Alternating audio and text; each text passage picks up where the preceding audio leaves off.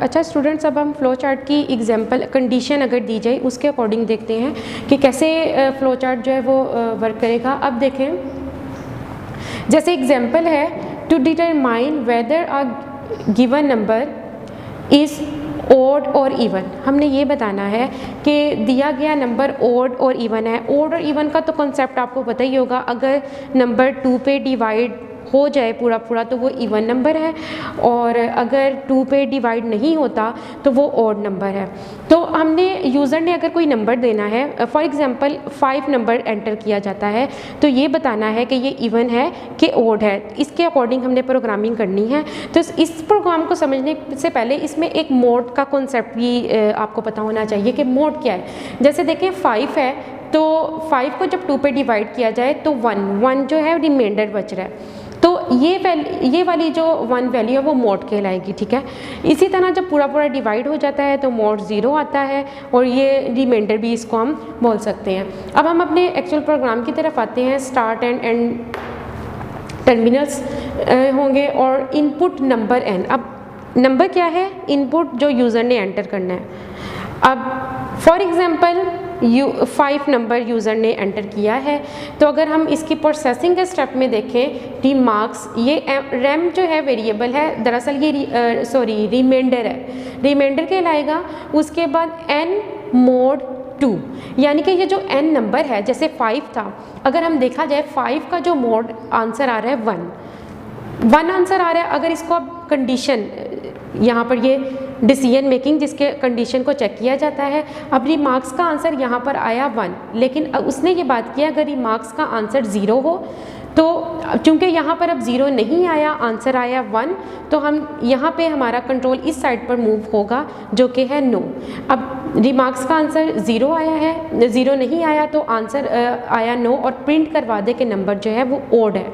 अब इसी तरह दूसरी एग्जांपल देखते हैं। जैसे अब यूज़र 6 एंटर करता है, तो 6 2 पे पूरा पूरा डिवाइड हो रहा है और रिमाइंडर का जो आंसर है वो 0 आ रहा है। अगर जब 0 रिमाइंडर का आंसर आएगा तब कंट्रोल इस साइड पर मूव होगा जो कि आंसर आएगा येस, और प्रिंट करवा दिया जाएगा नंबर जो है, जो प्रिंट n, जो यूज़र ने नंबर एंटर किया है वो इवन नंबर है। तो दोनों का कंट्रोल जो है एक साइड पे आकर ख़त्म हो जाएगा और प्रोग्राम हो जाएगा एंड। ये तो वो था नंबर फाइंड करना कि ये इवन है या ऑड, हमने फ्लो चार्ट के मुताबिक देखा।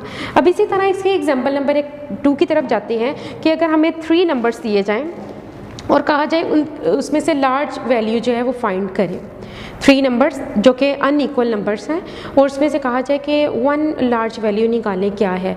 अब फॉर एग्जांपल इसकी मिसाल हम ऐसे लेते हैं, जैसे 3 वेरिएबल्स हैं जो यूज़र ने डाटा एंटर करना है, 20, 30 और 10 है, और इसमें से हमने लार्जेस्ट वैल्यू मालूम करनी है। तो देखा जाए इसके मुताबिक जो है B इसका आंसर होना चाहिए।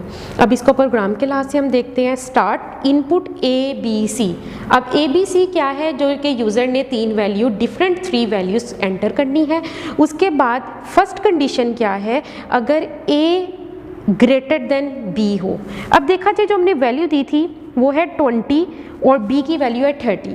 अब चूंकि ये A ग्रेटर देन B नहीं है बल्कि 20 जो है वो 30 से लेस है, तो हमारा जो कंट्रोल है वो नो की तरफ मूव होगा, नो की तरफ मूव हुआ। अब चूंकि A ग्रेटर देन B नहीं है तो अब A यहाँ से चला गया। अब B को हमने C के लिहाज से चेक करना है। जो आगे फर्दर कंडीशन होगी वो B को C के लिहाज से चेक किया जाएगा। अब यहाँ पर B जो है वो 30 है और C जो है वो 10 है। अब चूंकि ये कंडीशन ट्रू हो रही है, क्योंकि B जो है वो ग्रेटर देन C है, कंडीशन ट्रू हो रही है, तो आउटपुट हमें शो हो जाएगा B, यानी कि B जो है वो लार्जेस्ट वैल्यू है, और यहाँ पर प्रोग्राम हो जाएगा एंड। अब अगर B लार्जेस्ट वैल्यू नहीं होती तो फिर आउटपुट हो जाएगा C शो हो जाएगा। अब अगर उस ऊपर वाली कंडीशन, फर्स्ट कंडीशन को हम दोबारा देखते हैं कि अगर यहाँ पर जैसे A 20 था, B 30 था, अगर B 30 हो जाए और A 20 हो जाए तो ये कंडीशन जो है वो ट्रू हो जाएगी। फिर चूँकि B प्रोग्रामिंग से निकल जाएगा क्योंकि वो कंडीशन ट्रू हो गई। अब उसके बाद ए को सी के लिहाज से चेक किया जाएगा। सेम इसी तरह जैसे यहाँ पे मैंने आपको समझाया है कि अगर ए ग्रेटर देन सी होगा तो ए प्रिंट हो जाएगा, अगर नहीं तो उसके बाद सी प्रिंट हो जाएगा। और तमाम का जो कंट्रोल है, तमाम का जो फ्लो है वो एक ही एंड पॉइंट पर आकर ख़त्म हो रहा है। इसी तरह इसी प्रोग्राम को जब हम एल्गोरिथम के लिहाज से देखते हैं तो उसमें स्टेप्स की फॉर्म में है तकरीबन सेम ऐसे ही। अगर आप इस फ्लो चार्ट के लिहाज से इसको देखें, स्टार्ट एंड बटन, उसके बाद 3 नंबर्स एंटर करने हैं। अब इसमें नाम दे दिए गए हैं N0, N1 और N2।